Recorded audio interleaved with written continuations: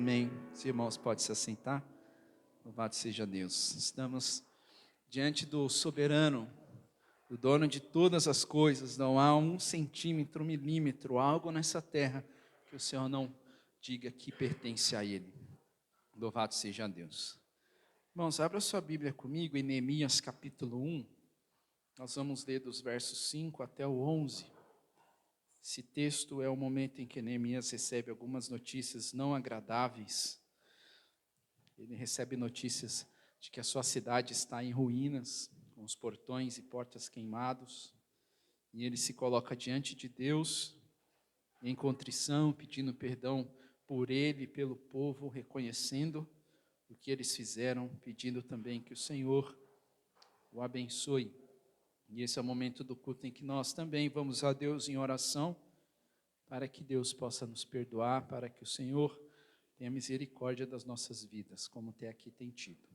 Neemias capítulo 1, dos versículos 5 até o 11, diz assim: E disse: Ah, Senhor Deus dos céus, Deus grande e temível, que guardas a aliança e a misericórdia para com aqueles que te amam e guardam os teus mandamentos. Estejam, pois, atentos os teus ouvidos e os teus olhos abertos para acudires à oração do teu servo, que hoje faço a tua presença dia e noite pelos filhos de Israel, teus servos, e faço confissão pelos pecados dos filhos de Israel, os quais temos cometido contra ti, pois eu e a casa de meu pai temos pecado. Temos procedido de todo corruptamente contra ti, não temos guardado os mandamentos, nem os estatutos, nem os juízos que ordenaste a Moisés, teu servo. Lembra-te da palavra que ordenaste a Moisés, teu servo, dizendo: Se transgredirdes, eu vos espalharei por entre os povos, mas se vos converterdes a mim e guardardes os meus mandamentos e os cumprirdes, então, ainda que os vossos rejeitados estejam pelas extremidades do céu, de lá os ajuntarei e os trarei para o lugar que tenho escolhido para ali fazer habitar o meu nome. Estes ainda são teus servos e o teu povo que resgataste com teu grande poder e com tua mão poderosa. Ah, Senhor, estejam, pois, atentos os teus ouvidos à oração do teu servo e à dos teus servos que se agradam de temer o teu nome. Concede que seja bem-sucedido hoje o teu servo e dá-lhe mercê perante este homem. Nesse tempo, eu era copeiro do rei. Vamos orar ao nosso Deus. Queria chamar o pastor Norival, que vai pregar a palavra de Deus a nós. Vamos orar pelo pastor, pedir a Deus que o abençoe. Nosso Deus, muito obrigado por nos permitir sermos expostos mais uma vez à sua palavra, como fomos pela manhã. Somos ricamente abençoados, ó Deus, por ouvirmos a sua palavra. Clamamos, Senhor, para que nós não sejamos apenas ouvintes, mas que possamos também ser praticantes, ó Deus, fervorosos da sua palavra. Pedimos que o Senhor use o pastor Norival nessa noite para falar ao nosso coração, que o Senhor o direcione, em que a sua palavra, Deus, encontre morada em nossas vidas, que a gente, Deus, possa sair daqui, ó Deus, meditando na sua palavra, confrontados por ela, Deus, e buscar no Senhor as mudanças necessárias que possivelmente o Senhor nos apontará nessa noite. Deus amado, que o Senhor possa usar teu servo e dê a ele tranquilidade e sabedoria, e que a exposição da sua palavra, Deus, seja clara para a sua glória e que possamos ouvir e receber em nome de Jesus. Amém. Muito bem, meus irmãos. Mais uma vez, boa noite. O Senhor continue nos abençoando e nos dando a boa direção dEle para as nossas vidas. Nós precisamos.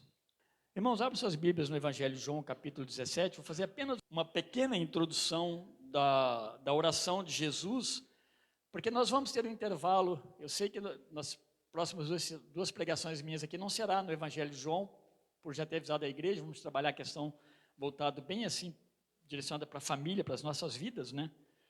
Diante de Deus, nossas famílias nas próximas semanas. E eu sei que a partir de agosto estaremos já entrando na carta aos Tessalonicenses, todos nós, presbitério, pregando uma mesma carta. Então, a gente vai, pequena parada, né, no que estávamos fazendo, estaremos em Tessalonicenses. Portanto, fazer essa introdução, para a gente pensar um pouquinho sobre esse texto. Ele é muito importante para a nossa meditação, nosso crescimento. Eu separei do verso 1 ao 3, mas na verdade esse texto ele vai até o 5. Se a gente for separar as orações de Jesus, a primeira parte aí que ele ora, né, pedindo que Deus o glorifique, vai do verso 1 até o 5. Vamos ler até o 5 e nós vamos caminhando nesse texto aí, pensando no que Jesus pode nos ensinar a partir daí. Depois, então, João 17, a partir do verso 1. Depois de falar essas coisas, Jesus levantou os olhos ao céu e disse: Pai, chegou a hora, glorifica teu filho, para que também o filho te glorifique. Assim como lhe deste autoridade sobre toda a humanidade, algumas traduções, todos os povos, todas as nações, para que conceda a vida eterna a todos que lhe deste. E a vida eterna é esta, que conheçam a ti, o único Deus verdadeiro, e a Jesus Cristo que enviaste. E eu te glorifiquei na terra, completando a obra da qual me encarregaste.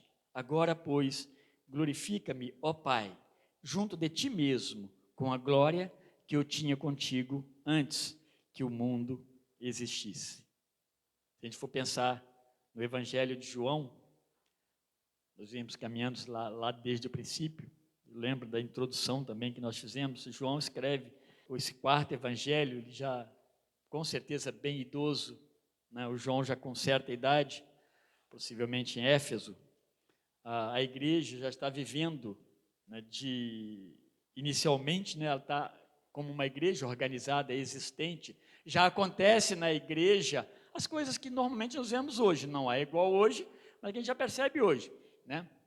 Então, as ordenanças bíblicas, elas eram praticadas. João também, além de tudo isso, uma igreja que já está existindo e vivendo como igreja, já olhando para as Escrituras, para os Evangelhos como única regra de fé e de prática, ele também vai percebendo dentro da igreja a presença, obviamente, de heresias, né? Se a gente pensar que João escreve esse Evangelho lá por volta do ano 80 em diante, né?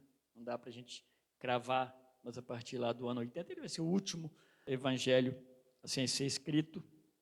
Então João ele percebe muitas coisas dentro da igreja, filosofias grega, religiosidade romana, falsos profetas, tudo está presente dentro da igreja. João está vivendo essas coisas, especialmente ali também na igreja em Éfeso. Ele vai iniciar lá o Evangelho falando do Logos, né, de Deus, a palavra de Deus, e ele está fazendo, quando ele usa essa expressão, ele está fazendo de fato um confronto com o que a filosofia grega pregava, né, sobre a palavra. E após falar então de João Batista, bem lá no comecinho, ele vai então João vai focalizar naquele que é o Senhor da centralidade, é a centralidade do Evangelho, o Senhor da mensagem. Ele vai focalizar de fato em Jesus Cristo, o Deus encarnado que por causa do seu amor ele veio até nós.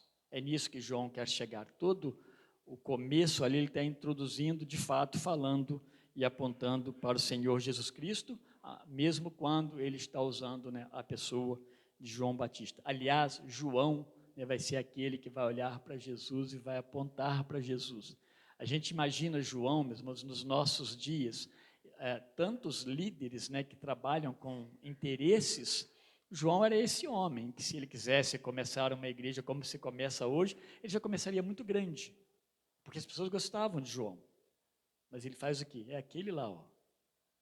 É aquele lá, eu não sou digno. E aquele é o Senhor. É aquele que veio, aquele que é o Messias. Então, até o capítulo 11, ele vai destacar os milagres, né, alguns milagres, não todos. E o propósito desses milagres é que as pessoas conhecessem. E conhecendo e vendo os milagres, eles pudessem crer em Jesus como o Messias enviado por Deus. E conhecendo o Messias e crendo no Messias, eles tivessem a vida eterna. João não escreve, não aponta os milagres tão somente para enaltecer a pessoa de Cristo, mas ele deseja que através dos milagres de Jesus as pessoas pudessem crer em Jesus Cristo. E crendo em Jesus, eles pudessem ter a vida eterna. É o que ele vai falar lá no capítulo 20, né, o propósito do Evangelho. Então, desde o final ali, capítulo 11, quando ele faz o último milagre com Lázaro, As pessoas, o capítulo 12 vai dizer que eles não creram, né? Afirma lá que os ouvintes ouviram, viram, mas não creram. Se pegar 12:37 é bem enfático, aponta que de fato as pessoas não creram. Ele passa então agora dessa vida pública para a intimidade dos seus discípulos. A partir do capítulo 13, ele vai focar no ensino e no direcionamento da sua palavra, da sua mensagem, do seu ensino para os seus discípulos. Do 13, na verdade, em diante, vai encerrar aqui no 17, nós vemos o princípio dele. A partir do verso 18 já começa com Jesus sendo preso e levado a julgamento. Mas nesse período, a partir do capítulo 13, ele anuncia diversas verdades proféticas, coisas que aconteceriam em tempos próximos, por esses dias e por aquelas horas, mas que eles só compreenderiam plenamente após a morte de Jesus. Jesus deixa isso muito claro. Vocês vão entender isso melhor depois que tudo isso acontecer, que estava muito breve, e com a vinda do Espírito Santo. Aliás, o capítulo 16, ele vai falar do Espírito Santo, da vinda do Espírito Santo de uma forma magnífica. E essa vinda do Espírito Santo que vai ajudá-los a compreender, né, todas as coisas que Jesus lhes havia ensinado. Basta a gente pensar em nós mesmos, né? Se não for o Espírito Santo nos abençoar com o esclarecimento da palavra, das coisas de Deus, nós estaríamos de fato perdidos. Ele, inclusive, nos leva até Deus. Então, eles seriam revelados pela vinda e presença do Espírito Santo. De uma forma cronológica, então, meus irmãos, desse capítulo 13 até o 17, nós estamos na última semana de Jesus Cristo aqui na Terra. Especificamente agora, 17, está nas últimas horas de Jesus na Terra, para ser preso agora e ser levado à presença de Deus. O que ele está fazendo agora é usando esse tempo de uma forma que só Jesus sabe como usá-lo, para que os seus discípulos pudessem ouvir, compreender, ouvir as coisas que faltavam eles ouvirem dentro do plano de Deus, né, e do Senhor Jesus Cristo, para que eles pudessem, a partir daí, ter a sua fé revigorada. É interessante, né, porque as coisas que vão acontecer, elas são terríveis. Você imagina um líder cuidando de um grupo de pessoas, esse líder é preso, ele é morto de uma forma cruel, e da pior forma possível, da forma que humilha, né, os liderados, porque a morte de cruz era uma morte terrível. E aí, ele é preso, mas depois disso, esses homens se tornam grandes homens nas mãos de Deus, corajosos, né, firmes nos seus propósitos. Por causa de quê? Então, eles vão se lembrar, o Espírito Santo vai lembrá-los, eles vão ser fortalecidos nas promessas do próprio Cristo. Então, depois que ele discursa aos seus discípulos, que é assim que ele começa o verso 1 do capítulo 17, né, depois de falar essas coisas, ele estava falando aos seus discípulos, ele agora termina esse diálogo e não fará mais nada com eles, né? Aqui vai terminar o diálogo com os seus discípulos, senão só depois da ressurreição que ele voltará a encontrar os seus discípulos. Agora encerrou-se tudo, né, depois dessas coisas. Depois, então, de assim falar, ele falar aos discípulos, Jesus conversa agora com quem? Ele vai falar com Deus. É o último momento de Jesus, no meio deles ali, e agora ele vai orar a Deus Pai. Em alguns momentos outros, né, passado, ele diz que essa hora ainda não havia chegado. Vários textos anteriores, ele vai falar isso para os discípulos. Essa hora não chegou ainda, o meu tempo ainda não chegou. Capítulo 2, lá no capítulo 7 e muitos outros. Mas agora, Jesus sabia que havia chegado a tal hora, né, a hora H, ela havia chegado, Deus lhe revelara isso em algum momento, e esse era o tempo apontado por Deus antes mesmo da fundação do mundo. Ele está falando de coisas, meus irmãos, que nenhum homem ali podia imaginar. Eles ouviram algumas vezes Jesus falando disso, mas ele não poderia imaginar essa coisa tão cruel, e ao mesmo tempo o Senhor Jesus está revelando algo tão terrível que aconteceria com ele. Eles não desejariam isso, muito menos poderiam imaginar que o Senhor Jesus, né, passaria por essas coisas. E a hora que chegou é justamente o momento que envolve a prisão de Jesus, ele está falando disso, a sua prisão, né, a sua sequente crucificação, além do seu julgamento, crucificação, o sepultamento e a exaltação de Cristo por Deus Pai. Jesus faz apenas um pedido. Que pedido ele faz? Que Deus o glorifique. É isso que ele está pedindo aqui do 1 ao 5. Que Deus o glorifique, para que ele, Jesus Cristo, também possa glorificar a Deus Pai. Então ele está pedindo, Senhor, me glorifique, porque na verdade está tudo ligado. O que Deus está fazendo neste momento, através de Cristo e em Cristo, Deus estaria glorificando a Cristo, mas Deus seria glorificado também. Glorificar tem a ver com honrar, dignificar, exaltar, louvar, celebrar. Uma expressão muito boa para definir esse glorificar é cobrir de esplendor. É um momento bom, é um momento esperado, um grande momento está para acontecer quando Jesus está dizendo assim, glorifica-me, ó Pai.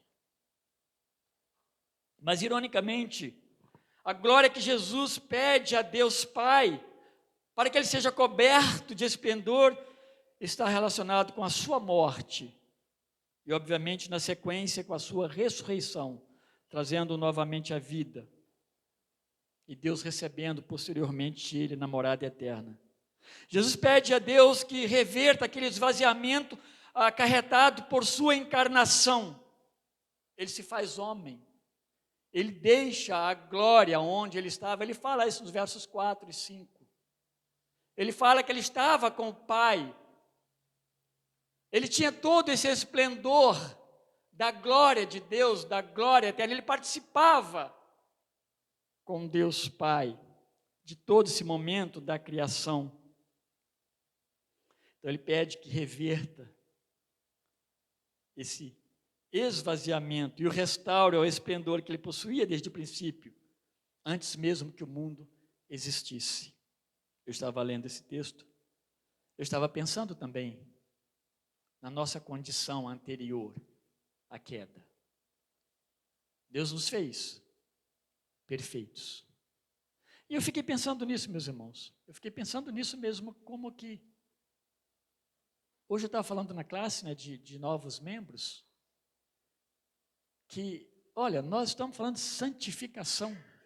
Isso tem a ver conosco aqui, pecadores. Pessoas regeneradas, porque a santificação ela vem depois da regeneração, mas pessoas pecadoras. E talvez, ainda falei com eles, talvez você pense e pergunte, por que que Deus não nos isenta e nos completa totalmente dessa situação pecaminosa e nos liberta disso? Mas é isso de fato que Deus já fez e vai um dia completar e concretizar em nós. Por enquanto nós estamos nesse mundo e todo o mundo está caído por causa do pecado. Mas vai acontecer o dia que nós também seremos glorificados. Nós seremos glorificados. A Bíblia diz isso. Seremos transformados e de fato poderemos estar para sempre com o nosso Deus. E Jesus, meus irmãos, ele está falando de algo real, ele morre de fato. Ele fica sem vida por 3 dias, mas Deus o vivifica, dá vida novamente a Cristo. É isso que ele está falando. Quando ele fala de glória, por isso que eu usei a expressão ironia, porque ele não está falando de sentar num trono bonito, me livra desse mal, ou pelo menos dessa dor. Não. Ele está falando glorifica. E glorificar, que ela se consuma com Cristo, chegando ao céu, passa primeiramente pela dor e a humilhação ali da cruz do Calvário.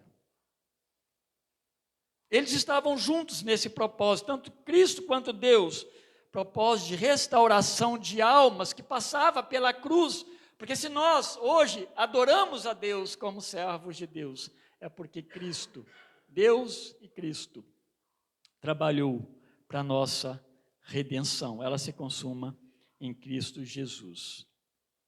Jesus morre e ele é sepultado, e nessa humilhação ele é trazido novamente à vida por Deus e depois ele é elevado aos céus. O Filho, após isso, também concluiria a sua glorificação do Pai, ou seja, após a glorificação do Filho, a glorificação do Pai estava nesse acontecimento também. O Pai seria glorificado quando Jesus findaria sua missão de redenção da alma do homem pecador, de maneira perfeita, numa obediência plena a Deus, ele sem pecado e completando toda a determinação eterna de Deus Pai. Tudo isso por causa de mim e de você. Tudo isso ele fez, diz a palavra de Deus, porque ele nos amou. Ninguém é capaz de amar assim, senão Deus. Então é dupla glória. Glorifica o Filho e o Pai também vai ser glorificado em tudo isso. A Bíblia nos ensina que glorificar a Deus é a nossa missão primária. Pega Efésios capítulo 1, versos 5 e 6, lá diz isso de forma clara, e outros textos. A resposta à primeira pergunta do breve catecismo de Westminster, e esse catecismo, meus irmãos, ele é de 1647. A resposta lá é: o homem foi criado para glorificar a Deus e desfrutá-lo para sempre. A glória de Deus estava na mira, na obra de Cristo, mas nós somos chamados também a glorificar a Deus no nosso modo de viver, porque nós fomos chamados para perto de Deus através do Senhor Jesus Cristo. Uma forma indispensável de glorificar é permitir que Ele seja percebido em nossa prática de vida, quando nos declaramos como cristãos. É nossa adoração sincera, honrando a Deus tal qual como Ele é, ou como Ele deseja ser adorado e glorificado. Mas Jesus honrou o Pai, e depois o Pai vai honrá-lo. Na verdade, o Pai o honra por todo o tempo, e honra no final. Os discípulos, eles vão presenciar essa subida de Jesus, completando tudo aquilo que Ele falou para eles. Eles vão ver Jesus subindo ao céu e voltando para o lugar de onde Ele veio, ou onde Ele estava na eternidade. No pedido então de Jesus, a que o Pai o glorificasse através da consumação da obra de redenção, concedendo-lhe vida após a morte, Jesus vai lembrar um precedente aí no verso 2, ou seja, assim como lhe deste autoridade ao Filho, sobre toda a carne, todos os povos, toda a humanidade, para que dê a vida eterna a todos aquele que lhe tens dado. Sim, Deus, o Criador e provedor eterno da redenção, Ele proveu Jesus, o Filho, Ele proveu com autoridade e poder sobre todos os povos, a fim de que a sua morte na cruz, como Cordeiro de Deus, como diz João Batista, anuncia João Batista, sem pecado, Ele, Jesus Cristo, nessa obra de redenção, Ele premiasse com a vida eterna todo aquele que nele cresce, enviados a Ele por Deus Pai. E a Bíblia é muito clara quanto a isso. Deus envia as pessoas até Cristo. Então a obra, ela se completaria na glorificação do Pai e também do Filho. Assim, se a ressurreição realizada por Deus, na ressurreição realizada por Deus, Jesus, por sua vez, estaria glorificando a Deus Pai, concluindo com o êxito todo esse mandato redentivo que foi anunciado eternamente, profetizado em toda a Bíblia, começando lá em Gênesis 3,15, onde Deus fala da redenção, logo após a queda. Aqui, meus irmãos, Paulo fala dessa redenção ofertada por Cristo, aqui no Romanos capítulo 1, eu achei muito interessante a gente ver como que ele trata nessa redenção operada por Cristo na vida dos homens, ele diz assim, alguns versículos apenas, a partir do verso 1 do capítulo 1, ele diz assim, Paulo, servo de Jesus Cristo, chamado para ser apóstolo, separado para o evangelho de Deus, que ele antes havia prometido pelos seus profetas nas Escrituras, nas Santas Escrituras, acerca do seu filho, que humanamente nasceu da descendência de Davi, e com poder foi declarado Filho de Deus, segundo o Espírito de Santidade, pela ressurreição dentre os mortos, Jesus Cristo, nosso Senhor. Por meio dele recebemos graça e apostolado por causa do seu nome, a fim de conduzir todos os gentios para a obediência da fé. Jesus, então, lembra que o significado da vida eterna na vida dos que creem e somente nele pode ser encontrado. Então, ele vai falar assim, e a vida eterna é essa. Ele vai explicar. Mas essa vida eterna só pode ser encontrada no Senhor Jesus Cristo. Ele faz, então, uma amarração perfeita no verso 3, que vai envolver tudo isso, ou seja, a ação misericordiosa de Deus diante de um mundo caído. Então, é necessário que conheçam-no como o único Deus verdadeiro. Essa, meus irmãos, é a mensagem do Antigo Testamento. Conhecer a Deus era o Shema, conhecer a Deus como único. O Senhor é único. Só o Senhor é Deus, não há outro Deus.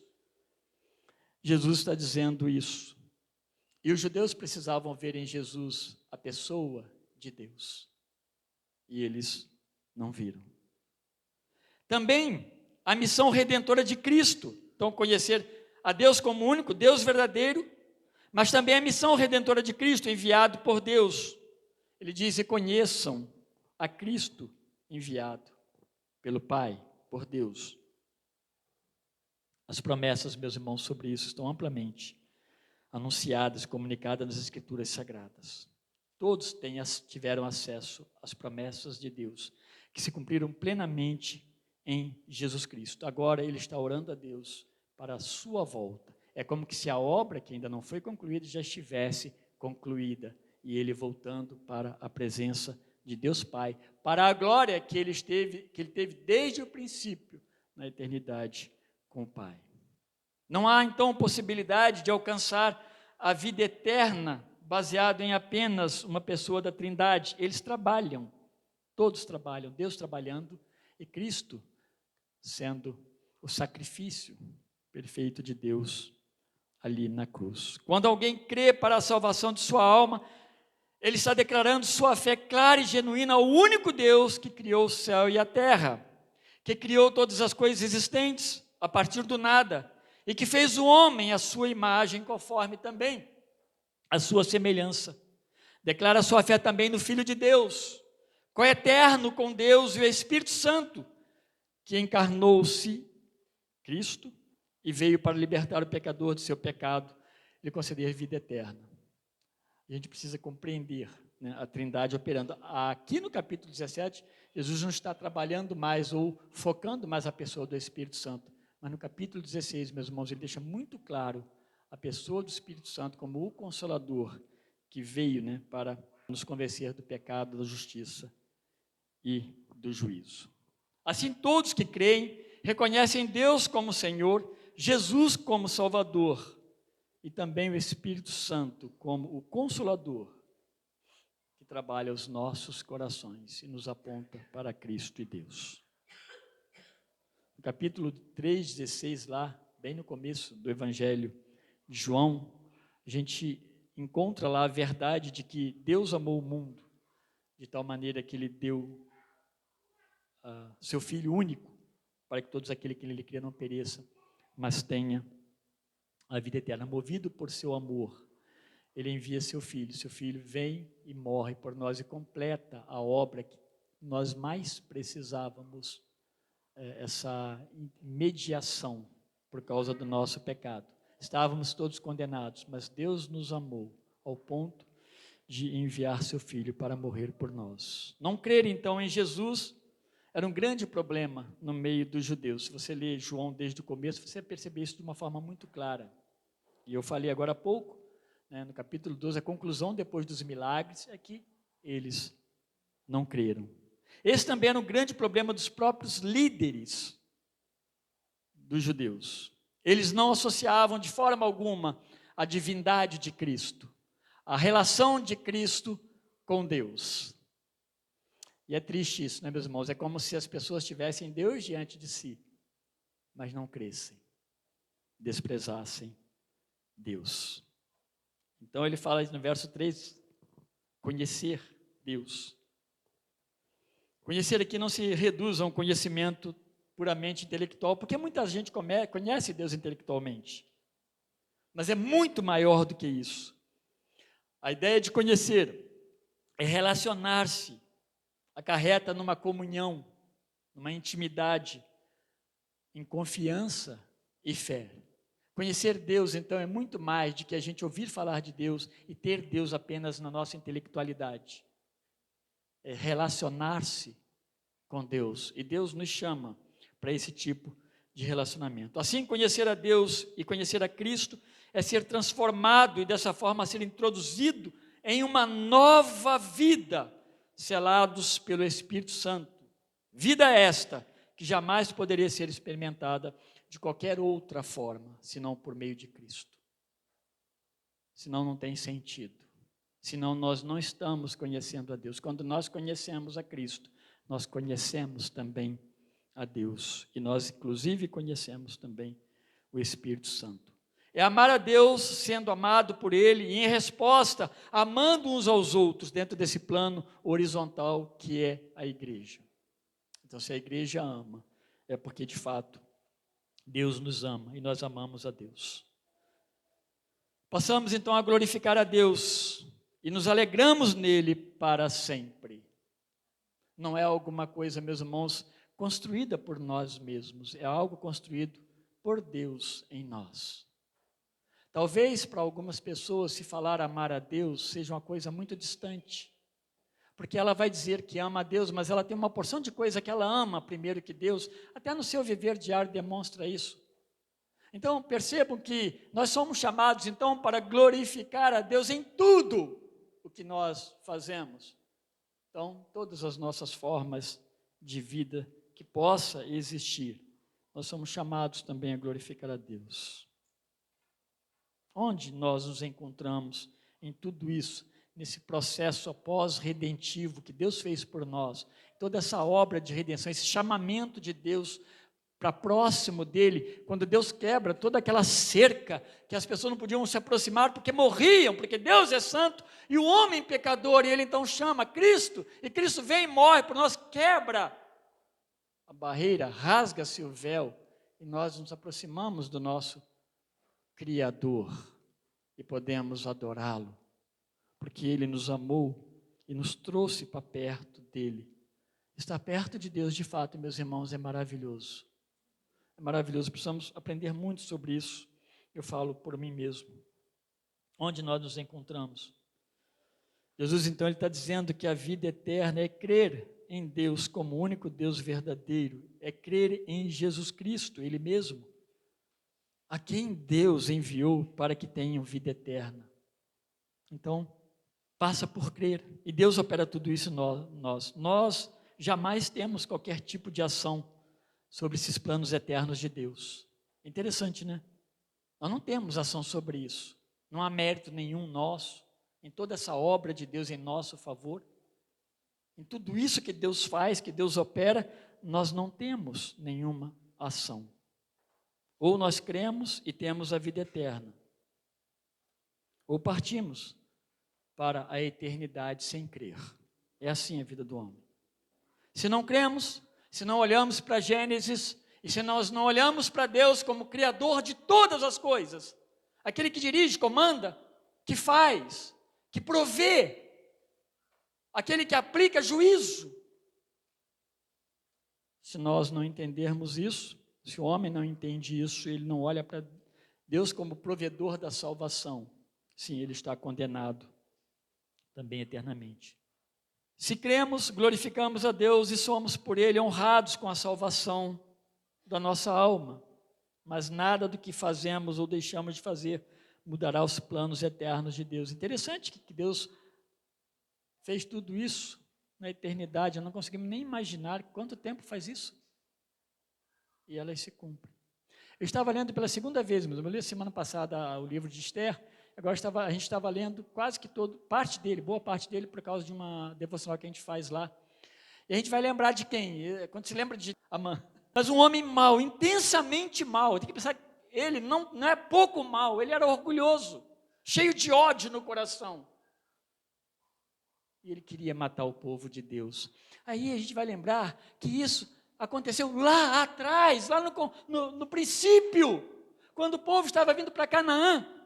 Este povo de Amã, eles lutaram contra o povo de Deus. E Deus fez uma promessa de extinção deste povo. Eu estou falando isso porque quem é Deus? Que não se esquece das nossas beneficências, mas também não se esquece do juízo que Ele promete sobre os que lutam contra Ele. Esse é Deus, o Deus que, na sua promessa eterna, Ele envia seu Filho, para que seu Filho o glorifique, e para que o Filho seja glorificado por Ele, no final de tudo isso. Então ele glorifica o Filho e o Filho o glorifica no ato de obediência plena, cumprir o propósito de Deus em salvar e redimir o homem pecador, trazendo-o de volta para Deus. A nós então, terminando, cabe-nos tão somente entendermos o propósito para o qual nós fomos criados também. Glorificar a Deus e se alegrar nele para sempre. Isso é algo, meus irmãos, intenso. Não é de momentos. Não é de momentos. Eu fico pensando nessas coisas. Ela é maravilhosa porque você glorifica a Deus de tantas maneiras, mas é intenso, é o tempo todo. Eu estou falando de nós, homens pecadores que somos. Nossas falas, nossas visões, nossos pensamentos. E isso passa pela regeneração, novo nascimento e assim por diante. Toda vez que um homem, ou toda vez que uma mulher deixa de crer em Cristo, por mais um dia, ou seja, até um minuto, ou até mesmo um segundo, está correndo risco eterno de vida. Portanto, Deus nos chama para glorificá-lo. Honremos a Deus, meus irmãos, com nossa forma de viver, nosso chamado eletivo de Deus para servi-lo, para adorá-lo, para glorificá-lo e para nós nos alegrarmos nele. Termos todo o contentamento que nós precisamos, que o mundo não tem. Termos tudo isso unicamente em Deus. Cristo fez isso. Ele foi obediente em tudo e sem pecado. Portanto, agora ele só fala com Deus: glorifica-me, ó Pai, para que Pai também fosse glorificado no fechamento de tudo. Sua morte na cruz pelo pecado, seu sepultamento, sua ressurreição e ascensão ao céu. Nós estamos nesse caminho também, de um dia, para a glória de Deus, sermos glorificados plenamente, não mais nesse corpo de pecado. Que Deus nos ajude, que Deus nos sustente. Senhor, muito obrigado por nos amar, meu Pai. Obrigado porque este amor, ó Deus, envolveu a pessoa do Senhor Jesus Cristo, que veio, Deus, a esse mundo e morreu, Pai, por nós. Ali no nosso lugar, Ele deu a sua vida sem pecado, por nós pecadores e injustos, e nos destes vida, ó Deus.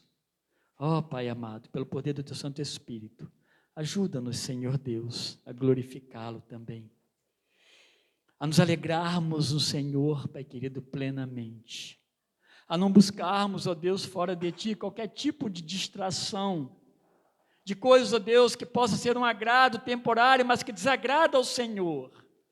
Então, meu Deus, ajuda-nos a nos alegrarmos plenamente em Ti. No Senhor nós possamos encontrar, ó Deus, tudo que nós mais precisamos, desde a salvação, ó Deus, até mesmo o nosso serviço ao Senhor, Ajuda-nos, ó Deus, em nome de Jesus oramos. Amém.